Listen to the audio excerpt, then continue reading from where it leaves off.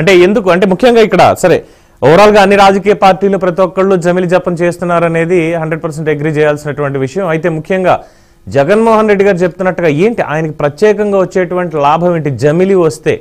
అంటే రేపొద్దున్న సపోజ్ జమిలి లేదు 2029 ఉన్న షెడ్యూల్ ప్రకారం ఎన్నికలు అనుకుందాం మనం, 2029కి తగ్గట్టుగా పార్టీ కార్యకలాపాలని లేదంటే వాళ్ళు చేయాల్సినటువంటి రాజకీయ పోరాటాలని ముందుకు తీసుకెళ్ళాలి.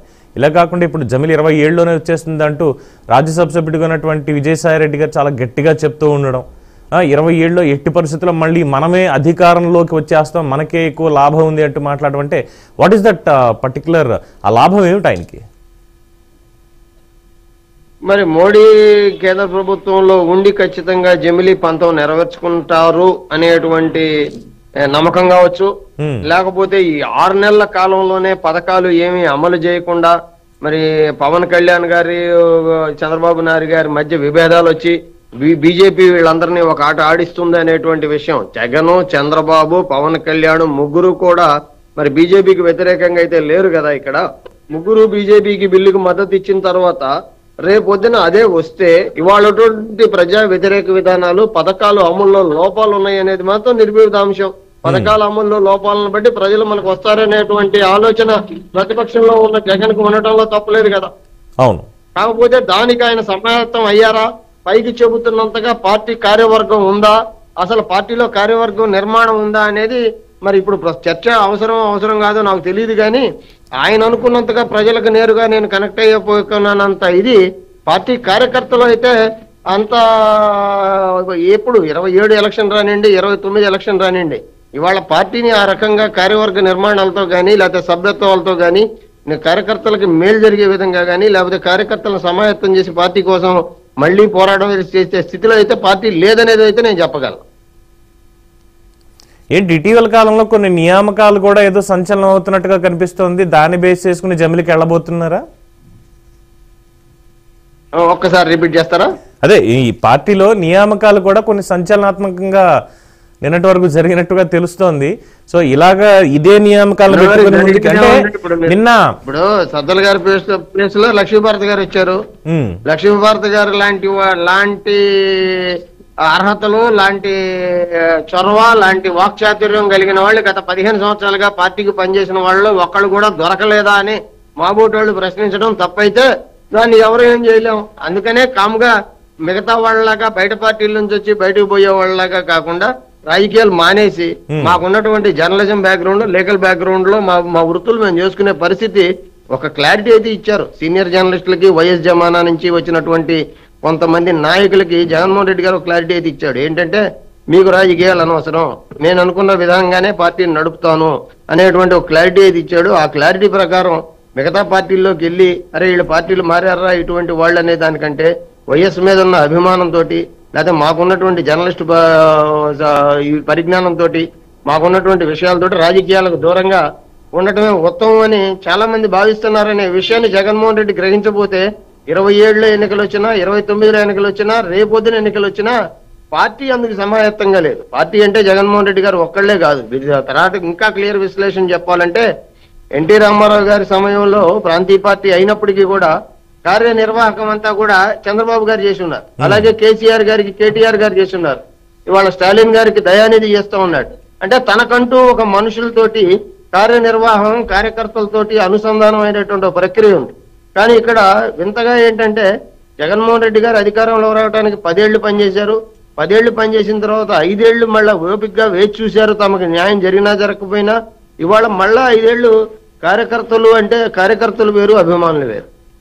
అభిమానులు ఏమన్నా పనిచేస్తారు కానీ అన్నప్రెడ్డి గారు నిన్న విజయసాయిరెడ్డి నిన్న మాట్లాడుతూ జరిగినటువంటి సమావేశంలో మాట్లాడుతూ కొన్ని కీలక వ్యాఖ్యలు చేశారు. ఏంటంటే 2019 నుంచి 24 మధ్యకాలంలో అసలు కార్యకర్తలు పూర్తి స్థాయిలో అసంతృప్తికి గురయ్యారు అన్నటువంటి వ్యాఖ్య ఆయన చేశారు. సో అది జగన్మోహన్ రెడ్డి గారికి తెలియదు. అంటే మనం ఏ పరిభాష తీసుకున్నా, ఏ ఉపమానం వేసినా కానీ అంటే ఆయన మాట్లాడతారు కదా దుష్ట చతుష్టయం లేదంటే పురాణాల గురించి మాట్లాడినప్పుడు ఆ రోజుల్లో రాముడు యుద్ధం చేసినా ఆయన వెనకాల ఉన్నటువంటి సైన్యాన్ని చూసుకునే యుద్ధరంగంలోకి వెళ్ళారు. కురుక్షేత్రాన్ని చూసుకున్నా అటు దుర్యోధనుడు కానీ ఇటు ధర్మరాజు కానీ వాళ్ళ సైన్యాన్ని చూసుకునే యుద్ధరంగంలోకి వెళ్ళారు. కానీ అసలు సైన్యం మొత్తం అంతా కూడా చెల్లాచెదురైపోయింది, మన దగ్గర సైన్యమే లేదు అని ఓపెన్ గా స్టేట్మెంట్ ఇస్తూనే మన యుద్ధానికి సిద్ధంగా అండి 24 అయిపోయింది 29లో మనకి 27లో జమీలు వచ్చేస్తుంది ఇంకేముంది మొత్తం మనమే చేసుకుంటాం అంటే అది కాస్త మూర్ఖత్వం అనిపించుకోదా? 200% మూర్ఖత్వమే. కానీ ఇక్కడ విజయసాయి రెడ్డి మాట గాని, నా మాట గాని, మీ మాట గాని, లేకపోతే ఇవాళ కొత్తగా పదవి వచ్చిన లక్ష్మీభారతి మాట గాని, లేకపోతే ఇంకొకళ్ళ మాట గాని, ఎవరి మాట గాని చెల్లుబాటు అయ్యే పరిస్థితి ఉందా? వైసీపీలో మాబోటి కరుడు కట్టిన వాళ్ళమే మేము ఇవాళ రాజకీయాలు వద్దనుకుంటున్నాం. మీ ఇక్కడ కొటేషన్ చెప్తా ఉన్నా, పార్టీలు మారాలనుకోవట్లేదు, రాజకీయాలు వద్దనుకుంటున్నాం. ఇవాళ అలాగని చెప్పి ఒక వైసీపీలోనే ఈ పరిస్థితి లేదు, వైసీపీలోనే ఈ పరిస్థితి లేదు. ఇవాళ వచ్చినటువంటి మరి గత 3 దశాబ్దాలు కాలంగా టీడీపీని అంతా తానే ఆఫీసులో నడిపించిన టీడీ జనార్దన్ గారు కూడా ఇవాళ ఎక్కడున్నారో అందరికీ తెలిసిందే. అంటే అన్ని పార్టీలు కూడా ఒంటెత్తు పోకడలు, ఏక అధినాయకత్వం పోకడలతో వెళ్తున్నాయి అనేది డౌటే లేదు. ఇటువంటి పరిస్థితుల్లో మనం విమర్శించేదానికంటే రాజకీయాల్లోంచి తప్పుకొని మన పని మనం చేసుకోవటం ఉత్తమమని భావించడం జరిగింది. వైసీపీ విషయానికి వస్తే జమిలీ ఎన్నికలు ప్రజల్లో ఎంత మళ్ళీ అది చంద్రబాబు నాయుడు గారు పథకాలు అమలు చేయలేదు, లేకపోతే మేము అనుకున్న ఈ అమలు కాలేదు అంటే దానికంటే వచ్చే వ్యతిరేకతను నమ్ముకునే కంటే పార్టీ మీరు అన్నట్టుగా సైన్యాన్ని సమాయత్తం చేసి సేనాధిపతుల్ని కావాల్సినటువంటి పార్టీ విభాగాలు అనేది పూర్తిగా నామమాత్రమే. నేను కూడా ఒక విభాగానికి అధ్యక్షుడిగా చాలా కాలం పనిచేశాను. కేవలం నామమాత్రమైన విభాగాలతోటి, నామమాత్రమైన ఏకఛత్రాధిపత్యంతో పార్టీలు నిలబడలేవు. ఆ పరిస్థితుల్లో వైసీపీ ఉంది. మనం ఎంతసేపటికి మనం సక్సెస్ అవుతున్నామంటే ఖచ్చితంగా ప్రజా వ్యతిరేకత ఉంది. ప్రజా వ్యతిరేకత లేకపోతే జమిలీ ఎన్నికలు కాదు. ఇది ఇవాళ రేపు ఉదయం ఎలక్షన్ పెట్టినా ప్రజా వ్యతిరేకత ఉంటుంది. ప్రజా వ్యతిరేకతని సరైన రీతిలో ఉపయోగించుకోలేనిది అది ప్రతిపక్షం కాలేదు. ఆ పరిస్థితుల్లో అధికార పార్టీ విషయంలోనూ కార్యకర్తల పట్ల విఫలమయ్యి, ప్రతిపక్షంలో ఉండి కూడా కార్యకర్తల పట్ల విఫలమైతే ఇక వైసీపీని జగన్ని ఎవరు కాపాడేదేమి లేదు. ఇది మేము ఆవేదనతో చెబుతున్న మాటే గాని ఇంతకంటే ఆయనకు నేరుగా చెప్పే పరిస్థితి ఈ నియామకాలు, నామమాత్ర నియామకాలు, అర్హత లేకపోతే అధికారాలు, అధికారాలు రెండు లేని నియామకాలతోటి వైసీపీకి వచ్చేది ఏమీ లేదు అనేది నిర్ద్వందంగా పార్టీ శ్రేణులు చెబుతానే ఉన్నాయి. జమిలీ వస్తే ఏంటి, రాకపోతే ఏంటి? ఇవాళ కార్యకర్తని పార్టీకి సమాయత్తం చేసి ఉపయోగించుకునేటువంటి కార్యవర్గ నిర్మాణమే పార్టీలో లేదు, సభ్యత్వ నిర్మాణం లేదు. ఎప్పుడో 2010లో మేము తీసుకున్నటువంటి సభ్యత్వాలు తప్ప. రైట్ అన్నప్రెడ్డి గారు. సో మనతోటి భారతీయ జనతా పార్టీ నేత పూడి తిరుపతిరావు గారు కూడా జాయిన్ అయ్యారు.